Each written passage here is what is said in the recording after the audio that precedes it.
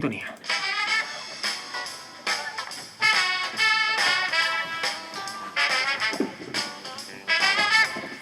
Y si escuchan esta sintonía es que estamos en nuestro rincón literario con Chema Contreras. Chema, muy buenas tardes.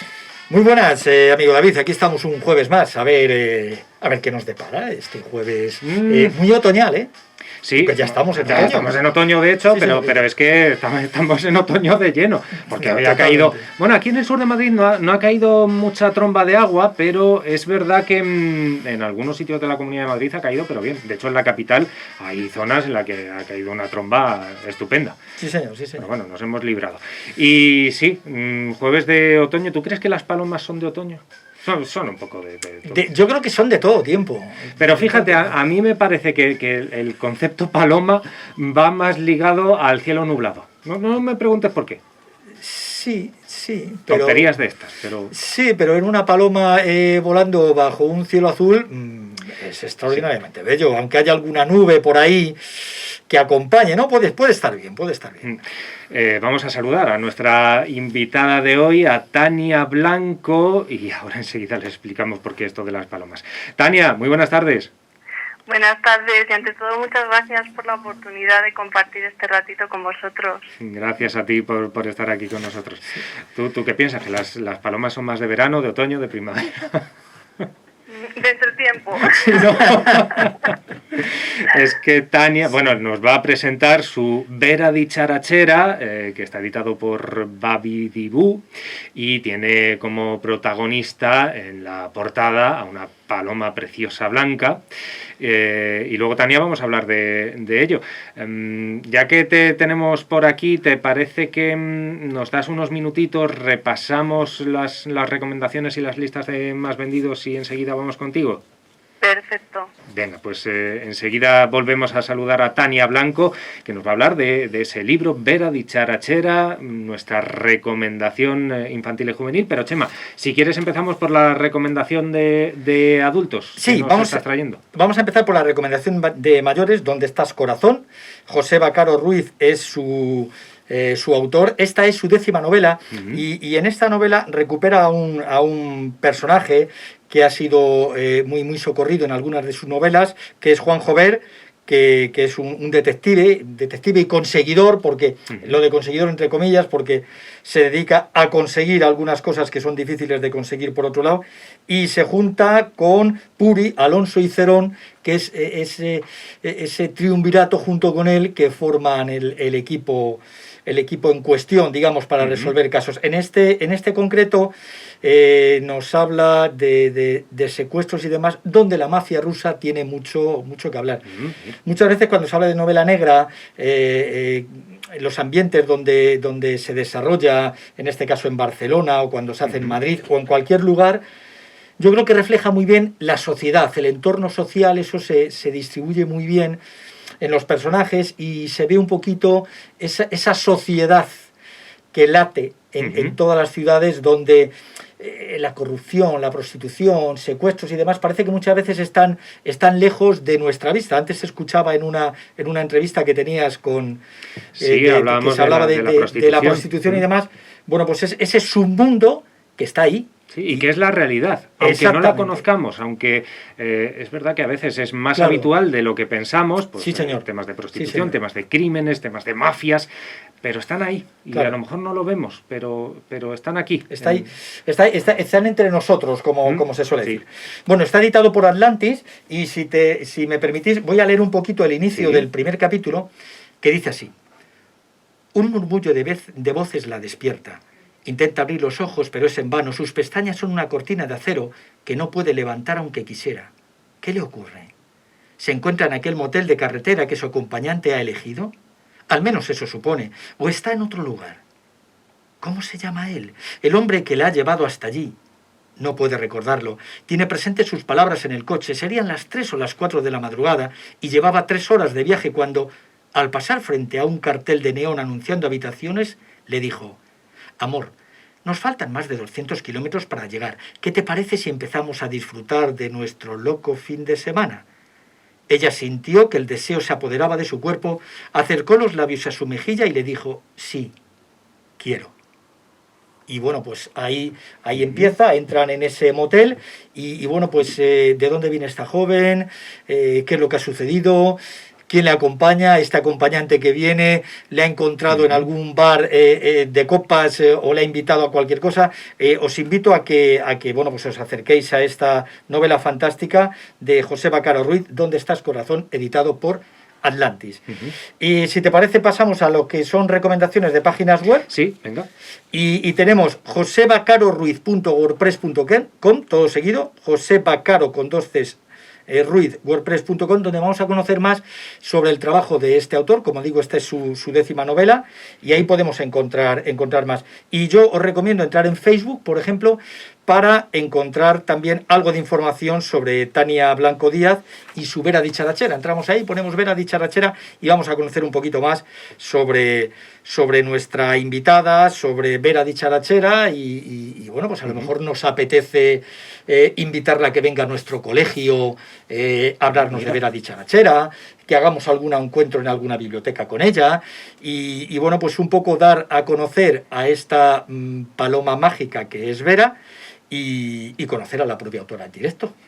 Pues vamos a conocerla, no en directo, no en persona, pero sí que la vamos a conocer a través del hilo telefónico. Tania, sigues por allí, ¿no? Sí, por aquí.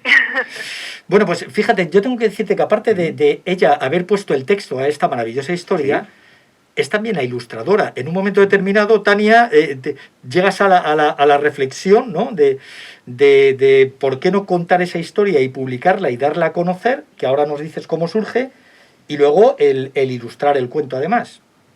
Sí, porque la verdad que siempre me ha gustado mucho pintar y dibujar, tanto en óleo como carboncillo, y el pastel me encanta, y decidí que quería hacer unas ilustraciones sencillas que llegaran a los peques, en texturas de pastel, y bueno, pues dije que sea mi bebé al completo. Las ilustraciones son fantásticas. Hay en ella un pavo real que está a doble página, que es espectacular, aparte de otras historias más. Pero ¿qué nos vamos a encontrar? Porque yo cuando hablo de literatura para peques, quizá los mayores deberíamos también de darle algún repasito, porque además se lee muy bien, muy fácil, no son muchas páginas, son 24 páginas, pero nos enseña a que deberíamos de aceptarnos tal como somos, ¿no, Tania? Sí, la verdad que creo que el mensaje de este cuento es muy importante, ¿no? La importancia del valor de la autoestima, de quererse y estar bien con uno mismo. Creo que es primordial para los peques, para que se relacionen bien no solo con los demás, sino con su propio entorno. Creo que al final les aporta una confianza en ellos mismos que va a mejorar su autonomía. Claro. Y además yo pienso que la fábula, por decirlo de alguna forma, que nos introduces aquí en Vera dicharachera, bueno, pues esa paloma se encuentra con distintos tipos de aves, porque, bueno, todos, si nos asomamos a nuestra ventana, palomas, ahora mismo tenemos las urracas estas o cotorras que vienen de no sé dónde, tienes urracas, tienes gorriones, tienes absolutamente una cantidad de pájaros, y hablo en la ciudad de aves, y ya si nos vamos al campo no digamos. Pero es el mundo, ¿no? Claro, hay una diversidad, claro, en cuanto a las palomas que lo trasladas perfectamente a la vida que nos podemos encontrar los humanos, ¿no? De tanta diferencia. Claro. Yo pensaba en pues esos pequeños que empiezan el colegio, o que hacen el cambio de infantil al primaria, o incluso de primaria a eso, porque al final es un mensaje que creo que puede llegar a todo el mundo. Y es eso, encontrarse los niños en una situación nueva, con gente nueva, y el hecho de empezar a compararse con los demás, que empiecen a surgir esa inseguridad, ¿no? Y es un poquito lo que quiere reflejar la historia. Pero también te decía de la lectura de adultos, porque muchas veces quizá, conscientes o inconscientes, somos nosotros los que a nuestros propios hijos, de alguna forma, es que vas más rápido, es que vas más despacio que el otro, es que mi niño no sabe leer y el otro ya sabe leer, y entonces quiero forzar al mío porque ya es que el otro lee, es que este parece que es más listo y el mío va un poquito más atrasado, y como que les vamos forzando, ¿no? De alguna manera, cuando pasan de una etapa de juegos, que es infantil, a primaria, parece que es que tienen que dar un salto triple mortal hacia adelante y ser unos figuras, ¿no? Efectivamente, es que al final el mensaje es eso. el poder compartir este libro creo que a los adultos les viene bien también para ponerse un poco en situación y ser más conscientes en ese momento de lo que le estamos pidiendo a nuestros hijos, ¿no? Y fíjate, Tania, yo no sé si estás de acuerdo conmigo, pero a mí esto es verdad que encorsetar los libros como literatura infantil a veces nos provoca un fallo bastante gordo, que es que los adultos los dejamos de lado, como si su mensaje no fuera también para nosotros, porque también nosotros nos estamos comparando constantemente y nosotros somos palomas, pero nos estamos comparando con urracas, y una cosa es una paloma y otra cosa es una urraca, y las dos tienen su valor y su unicidad, ¿no? Sí, de acuerdo. Además, es que totalmente de acuerdo, porque hace poco cuando saqué el libro, hablé con una amiga que es psicopedagoga y me decía, es que no lo veo solo, Tania, para mi niña de 5 o 6 años. Es que tengo niños en la adolescencia de 13 y 14 años que no es un mensaje primordial para ellos. Claro. Fíjate la adolescencia, que es un tramo de la vida muy complejo, muy complejo.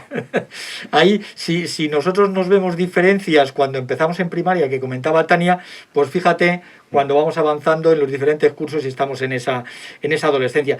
Muchas veces cuando decimos de que los libros son interactivos y que yo creo que lo más importante que podemos regalarles a nuestros peques, a nuestros hijos, sobrinos, nietos, etcétera, es nuestro tiempo. O sea, es lo importante, ¿no? Entonces, el que tú te sientes con tu peque, insisto, sea familiar directo, indirecto, o sea un amiguito que estás cuidando como cuidador o como cuidadora, ¿no? Y le leas un cuento, le leas Vera dicharachera y luego le preguntes y comentes con él y veas un poquito cuáles son las reflexiones que se pueden sacar cuando son un poquito más mayores, ¿no? Porque a lo mejor de pequeños ellos lo que quieren es que les cuentes, ver los dibujitos y tal. Pero ¿qué respuesta has ido teniendo en los encuentros poquitos, lamentablemente, que has podido hacer con el tema del confinamiento y la pandemia? Perdona, me he quedado bloqueada. No te preocupes, que has tenido algún tipo de interrelación con el cuento, si has estado en algún encuentro, en bibliotecas y demás. Es que, el problema es que, bueno, antes de la pandemia, justo se publicó el cuento 4 meses antes de que se cerraran los colegios. Claro. Entonces, durante ese breve tiempo, pues hice varias presentaciones en un par de colegios, en librerías, pero se me han quedado en el aire muchos eventos culturales. Claro. Y durante la pandemia solo he podido hacer algún encuentro virtual, pero muy poquito. Pero ese feedback que has recibido en los encuentros que has tenido, ¿qué respuesta has tenido por parte de los peques que lo hayan leído o en el colegio, en los encuentros con ellos? Pues la verdad que es muy positiva. Además, bueno, pues a los más peques lo que les llama la atención son los dibujos, les encanta dibujar las distintas aves, pero luego los que son más mayores, pues me llama la atención, ¿no? Cómo van hablando de los distintos personajes. Para ellos, por ejemplo, el pavo real es el chulito del grupo. Claro. Entonces esas comparaciones que hacen ellos son muy curiosas, la verdad. ¿Algunas te han sorprendido porque a lo mejor no las habías definido tú así, pero ellos las han visto de otra forma? Claro, bueno, me hace gracia por eso. El pavo real para mí era una persona egocéntrica y es eso, la palabra de llamarlo chulo me llamaba la atención. Y bueno, pues lo diré, el flamenco, pues es el típico amigo que te encontrarías, que te da apoyo, que te habla de una manera más cercana, ¿no?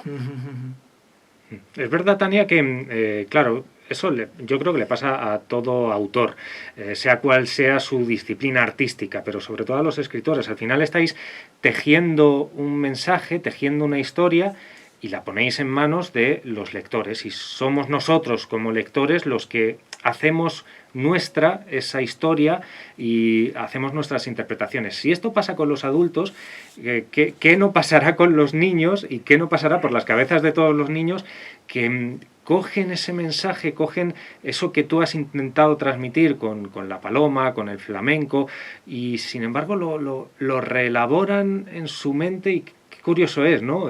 No sé cómo ves este proceso de transformación de tu propia historia en la mente de un niño. Sí, porque la verdad que es que al final es eso, tú quieres lanzar un mensaje que al final es más importante, es el de la autoestima. y ellos encuentran muchas cosas por el camino, ¿no? Pues el amor de una madre, la amistad que puedas tener con otra ave. Ellos pues van mirando todo y la verdad que sí, que es gratificante ver los pequeños mensajes que van sacando ellos. Es verdad. Y Tania, antes estábamos hablando de la dificultad que hay ahora mismo con respecto a mantener encuentros con niños, hacer presentaciones, cuentacuentos y demás. No sé, qué raro es todo esto, pero sobre todo qué consecuencias más negativas puede llegar a tener en los niños. No hablamos ya de los autores, claro, obviamente para vosotros es la forma de dar a conocer vuestra obra. Pero es que los niños, estos programas de acercamiento a la literatura, a los cuentos, a las historias y a los modelos de vida, es que es una parte de la realidad que me parece a mí que se está empezando a perder por culpa de la pandemia, y esto es un riesgo, ¿eh?